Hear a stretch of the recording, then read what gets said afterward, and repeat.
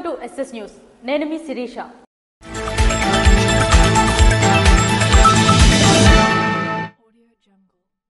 దివ్యాంగులలో సృజనాత్మకత వెలికితీసి వారిని ప్రోత్సహించాలని జిల్లా రెవెన్యూ అధికారి వెంకటేశ్వరరావు అన్నారు.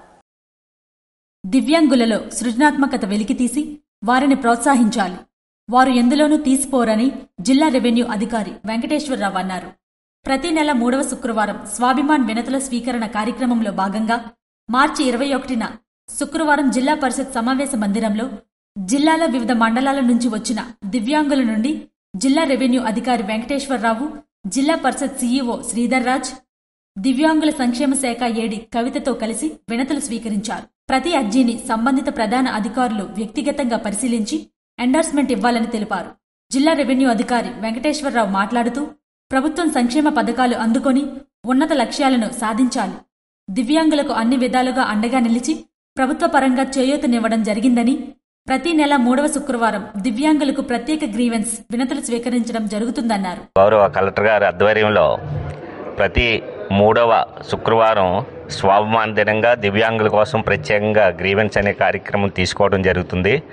గౌరవ రాష్ట్ర మంత్రివర్యులు అలాగే కేంద్ర మంత్రివర్యుల యొక్క ఆదేశాల మేరకు మన గౌరవ జిల్లా కలెక్టర్ గారు ప్రతి వారం కూడా ప్రతి నెలలో 3వ వారం స్వాభిమాన దినంగా ఇక్కడ నిర్వహిస్తున్నాం. ప్రతి 3వ శుక్రవారం కూడా అనేక మంది ప్రాబ్లమ్స్ ఉన్నటువంటి దివ్యాంగులు హాజరవుతున్నారు. వారి యొక్క సమస్యలు కలెక్టర్ గారి దృష్టికి తీసుకొస్తున్నారు. ఇమీడియట్గా సంబంధిత అధికారులను వారికి శాఖలు కేటాయించి అధికారులను ఆదేశించి వారి సమస్యలను ఇమీడియట్గా పరిష్కరిస్తున్నాం. ఇమీడియట్గా వీళ్ళ సమస్యలను పరిష్కరించడానికి ఇది ఒక మంచి వేదికగా మన గౌరవ కలెక్టర్ గారు ఏర్పాటు చేయడం జరిగింది. కాబట్టి ఈ సదవకాశాన్ని ప్రతి ఒక్క జిల్లాలో ఉన్నటువంటి ప్రతి ఒక్క దివ్యాంగులు కూడా వినియోగించుకొని వారి యొక్క సమస్యల్ని పరిష్కరించుకోవడానికి తగు వేదికగా వినియోగించవలసిందిగా కోరుతున్నాను. ఈ అవకాశాన్ని ప్రతి ఒక్కరూ వినియోగించుకోవాలని, దివ్యాంగులు ఎందులోనూ తీసిపోరన్నారు. దివ్యాంగుల పట్ల సానుభూతి, దయ చూపాల్సిన అవసరం లేదన్నారు. వారిలోని సృజనాత్మకత వెలికితీసి ప్రోత్సాహం అందించడం ముఖ్యమని కలెక్టర్ స్పష్టం చేశారు. ఈ కార్యక్రమంలో జిల్లా ఉపాధి కల్పనాధికారిణి సుధా, జిల్లా నైపుణ్యాభివృద్ధి సంస్థ అధికారి సాయికుమార్, జిల్లా నలుమూలల నుండి పలువురు దివ్యాంగులు, బదిరులు తదితరులు పాల్గొన్నారు. రణస్థలం మండలం బంటుపల్లి పంచాయతీలో బీటీ రోడ్ నిర్మాణానికి కొబ్బరికాయ కొట్టి ప్రారంభించిన ఎచ్చెర్ల ఎమ్మెల్యే తనయుడు.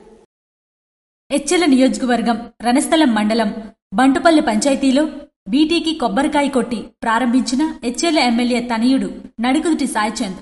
వారితో పాటు ఈ కార్యక్రమంలో AE Appanna, Bantupalli engineer assistant Murali, Tirupatipalem sarpanch Akula Ravikumar, Nadukuduti Gopi, మాజీ సర్పంచ్ మన్నె వరహామూర్తి, నీటి సంఘం ప్రెసిడెంట్ గోవిందదాసు, త్రినాథరావు తదితరులు పాల్గొన్నారు.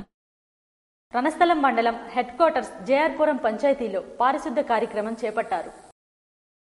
రణస్థలం పంచాయతీ గ్రేడ్ 1 కార్యదర్శి ప్రసాద్, సర్పంచ్ రమణ ఆదేశాల మేరకు రణస్థలం మండలం హెడ్ క్వార్టర్స్ జేఆర్పురం పంచాయతీలో పారిశుద్ధ్య కార్మికులతో 14 వార్డుల్లో బ్లీచింగ్ జల్లడం జరిగింది. ఈ కార్యక్రమంలో పారిశుద్ధ్య కార్మికులు, శానిటేషన్ మేస్త్రి పానీకుమార్, పారిశుద్ధ్య కార్మికులు పాల్గొన్నారు. నేటి తరంలో యువత పూర్తిగా మాదక ద్రవ్యాలకు, మత్తు పదార్థాలకు బానిసవుతున్నారు.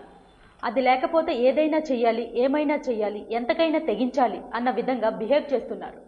అదేంటన్నది ఇప్పుడు తెలుసుకుందాం. గంజాయి, దీనిని పాట్ వీడ్ గంజాయి, గడ్డి, కన్నబిస్, 420 మొదలైన వాటితో పిలుస్తారు. అయితే ఇది జనపనార మొక్కల మొగ్గలు, కన్నబిస్ సాటివా లేదా కన్నబిస్ ఇండికా నుండి తీసుకోబడిన ఒక ఔషధం. గంజాయిలో క్రియాశీల పదార్థం టెట్రాహైడ్రా కన్నాబినాల్, టీహెచ్సి. ఇది గంజాయి యొక్క భ్రాంతిని కలిగించే ప్రభావాలకు కారణమవుతుంది. మరొక ఔషధం హసిస్, గంజాయి మొక్క యొక్క మరొక భాగం. జనపనార మొక్క ఆకుల రసం లేదా రెసిస్ భాగం నుండి వస్తుంది. హస్ లేదా హసిస్ గంజాయి కంటే సైకోయాక్టివ్ రసాయనాలు అధిక కూర్పులను కలిగి ఉంటుంది. మద్యం మరియు నికోటిన్ తరువాత గంజాయి ఎక్కువగా ఉపయోగించే మాదక ద్రవ్యం. అయితే ఇది యువతలో గంజాయి వాడకం విస్తృతంగా వ్యాపించింది. గంజాయి ఒక వ్యక్తి జీవితంపై శారీరకంగా మరియు మానసికంగా ప్రభావం చూపుతుంది. మరిన్ని రాష్ట్రాల్లో వైద్య వినియోగానికి కూడా గంజాయి చట్టబద్ధం కావడంతో మాదక ద్రవ్యాల వినియోగం పెరుగుతున్న రేటు గురించి ఆందోళనలు ఉన్నాయి. Substance abuse and mental health service administration ప్రకారం గంజాయిని ఉపయోగించే 10 మందిలో ఒకరు బానిసవుతారు. 18 సంవత్సరాల కంటే ముందే మాదక ద్రవ్యాల వినియోగం ప్రారంభించినప్పుడు ఆ రేటు 6గురిలో ఒకరిపై పెరుగుతుంది. గంజాయిని పానీయాలు లేదా ఆహారం ద్వారా పొగ త్రాగవచ్చు లేదా నోటి ద్వారా తీసుకోవచ్చు. గంజాయి పొగతో ప్రభావాలు దాదాపు తక్షణమే ఉంటాయి. గంజాయిని పానీయాలు లేదా ఆహార పదార్థాలతో తీసుకున్నచో దాని ప్రభావ అనుభూతి చెందడానికి దాదాపు 30 నిమిషాల నుండి గంట సమయం పడుతుంది. ఇందిరాగాంధీ మున్సిపల్ కార్పొరేషన్ స్టేడియంలో జరుగుతున్న క్రికెట్ పోటీలు శుక్రవారంతో ముగిశాయి. AP legislators sports meet 2025 Vijayawada Indira Gandhi municipal corporation స్టేడియంలో జరుగుతున్న క్రికెట్ క్రీడా పోటీలు శుక్రవారంతో ముగిశాయి. శ్రీకాకుళం నియోజకవర్గ శాసనసభ్యులు గొండు శంకర్ పాల్గొన్న కబడ్డీ టీంకి మొదటి బహుమతి, వాలీబాల్ టీంకు ద్వితీయ బహుమతి గెలుచుకున్నారు. 3 రోజుల పాటు ఈ క్రీడా పోటీలు నిర్వహించారు. ఈ పోటీలను స్పోర్ట్స్ అథారిటీ ఆఫ్ ఆంధ్రప్రదేశ్ ఆధ్వర్యంలో నిర్వహించారు. ఈ సందర్భంగా శాసనసభ్యులు గొండు శంకర్ మాట్లాడుతూ 3 రోజుల పాటు జరిగే క్రీడలు ఎంతో ఉత్సాహాన్ని నింపాయని, మానసిక స్థైర్యం, ఉత్సాహం ఈ పోటీలలో కనబరిచిందని, వయస్సుతో నిమిత్తం లేకుండా పాల్గొన్న వారి యొక్క నైపుణ్యాన్ని, క్రీడా అభిమానాన్ని చాటుకున్నారని అన్నారు. ఈ పోటీలలో ప్రథమ స్థానాల్లో నిలిచి క్రీడా పోటీని చాటుకున్నామని, అందరూ ఎంతో ఉత్సాహంగా ఉల్లాసంగా 3 రోజులు గడిచిపోయిందని అన్నారు. ఈ కార్యక్రమానికి రాష్ట్ర ముఖ్యమంత్రి నారా చంద్రబాబు నాయుడు ప్రత్యేక పర్యవేక్షణ చేసి అందరిలో నూతన ఉత్సాహాన్ని నింపారని అన్నారు. ముఖ్యమంత్రి చేతుల మీదుగా ఈ బహుమతులు అందుకోవడం ఆనందంగా ఉందన్నారు. ఈ కార్యక్రమంలో స్పీకర్లు పాల్గొన్నారు. గ్రామ సమైక్య సభ్యులు పంట వివరాల సర్వే తప్పక చేయాలని స్వామినాయుడు పేర్కొన్నారు. గ్రామ సమైక్య సభ్యులు ఖరీఫ్ వ్యవసాయానికి వ్యవసాయ క్షేత్రాల్లో సాగు విస్తీర్ణ, పంట వివరాలు సర్వే తప్పక చేయాలని పీఈఐసీటీ గుంటూరుకి చెందిన కృష్ణప్రసాద్ అన్నారు. బీజీనగరం జిల్లా రాజాం నియోజకవర్గం రేగడి మండల కేంద్రంలో డిఆర్డీఏ వెలుగు కార్యాలయంలో బుధవారం గ్రామ సంఘాల సభ్యులు, సీసీలు, ఎంఎంఎస్ సంఘం ప్రతినిధులతో కలిసి యాక్షన్ ప్లాన్పై చర్చలు జరిపారు. ఈ సందర్భంగా వారు మాట్లాడుతూ గ్రామ సంఘాల సభ్యులు ఖరీఫ్ యాక్షన్ ప్లాన్ సర్వే, పీఎన్డీఎస్ కిట్లు 100% పూర్తి చేయాలన్నారు. వ్యవసాయ క్షేత్రాల్లో సాగు విస్తీర్ణ, పంట వివరాలు ముందుగా సర్వే చేయాలన్నారు. ప్రతి రైతులను కలిసి పంట పొలాల్లో వ్యవసాయంపై అవగాహన కల్పించాలన్నారు. విత్తనాలు, ఎరువులు, యాజమాన్య పద్ధతులపై రైతులకు వ్యవసాయ అసిస్టెంట్లతో పంట దిగుబడిపై అవగాహన సదస్సు ఏర్పాటు చేయాలన్నారు. ఖరీఫ్ యాక్షన్ ప్లాన్ సర్వే వివరాలు గడువులోగా పూర్తి చేయాలన్నారు. ఋతుపవనాలు రాకముందే వేసే పంటలు, వాటి ప్రయోజనాలను రైతులకు వివరించేలా చర్యలు తీసుకోవాలని సూచించారు. వీరితో పాటు సిపిఎం బాసిన గోవిందరావు, ఎన్ఎస్ఎంటీ పద్మ, కోఆర్డినేటర్స్, సీసీలు ఉన్నారు. రాష్ట్ర వ్యవసాయ శాఖ మంత్రి కింజరాపు అచ్చెన్నాయుడు ప్రజా దర్బార్ కార్యక్రమం శుక్రవారం నిర్వహించారు.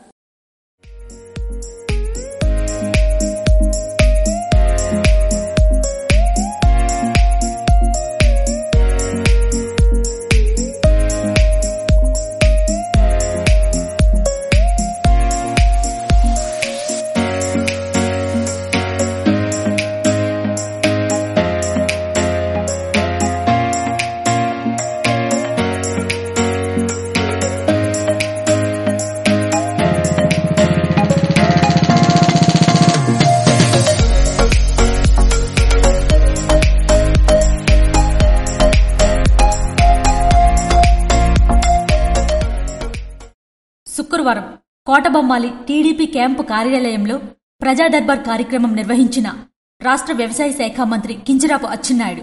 ఈ కార్యక్రమానికి జిల్లా నలుమూలల నుంచి వచ్చిన ప్రజల నుంచి వినతులను మంత్రి అచ్చెన్నాయుడు స్వీకరించారు.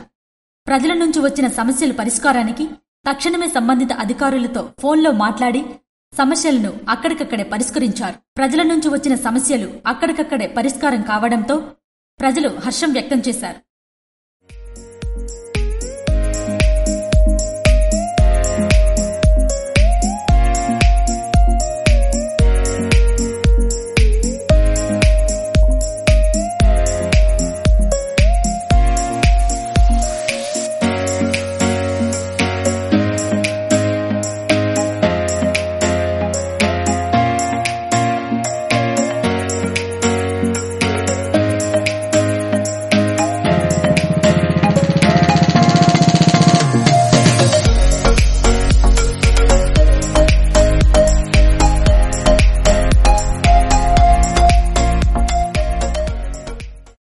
సీఎం రిలీఫ్ ఫండ్ పత్రాన్ని బాధితులకు ఎమ్మెల్యే ఎంజీఆర్ అందించారు.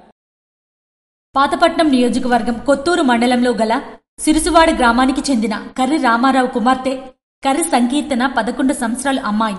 ఆమె లివర్ మార్పిడి సంబంధించిన సమస్యతో బాధపడుతూ వైద్యం చేయించుకునే ఆర్థిక స్తోమత లేకపోవడంతో పాతపట్నం నియోజకవర్గ శాసనసభ్యులు మామిడి గోవిందరావు వద్ద విన్నవించుకోగా ముఖ్యమంత్రి సహాయ నిధికి సీఎంఆర్ఎఫ్కు దరఖాస్తు చేపించి వైద్య ఖర్చుల నిమిత్తం ఆయనకు ముఖ్యమంత్రి సహాయ నిధి ద్వారా 10 లక్షల రూపాయలు సీఎంఆర్ఎఫ్ పత్రాలను అందించారు.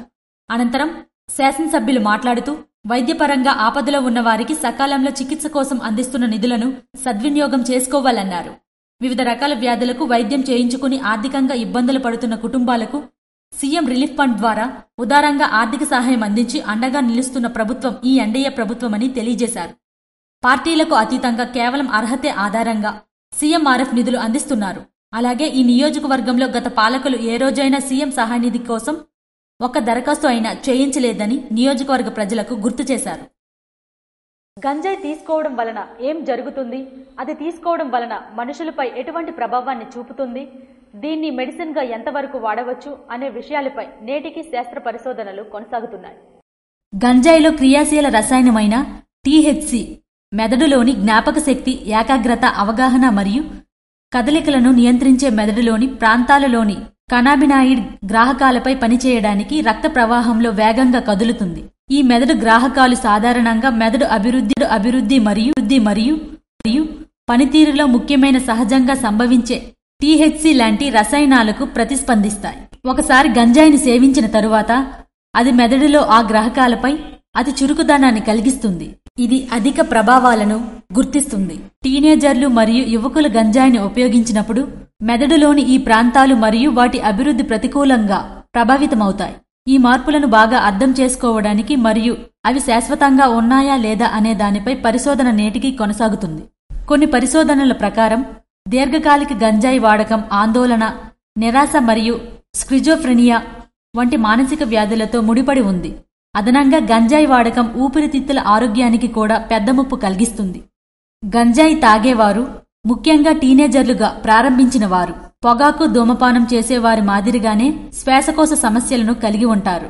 వాస్తవానికి గంజాయిలో 4 రెట్లు టార్, 3 నుండి 5 రెట్లు ఎక్కువ కార్బన్ మోనాక్సైడ్ మరియు సిగరెట్ల కంటే 50% ఎక్కువ క్యాన్సర్ కారక హైడ్రోకార్బన్లు ఉండటం వల్ల ధూమపానం చేసేవారికి ఊపిరితిత్తుల ఆరోగ్య సమస్యలు వచ్చే ప్రమాదం ఉంది. గంజాయిని సాధారణంగా ఉత్పత్తి చేసే విశ్రాంతి మరియు భ్రాంతిని కలిగించే ప్రభావాల కోసం వినియోగిస్తారు.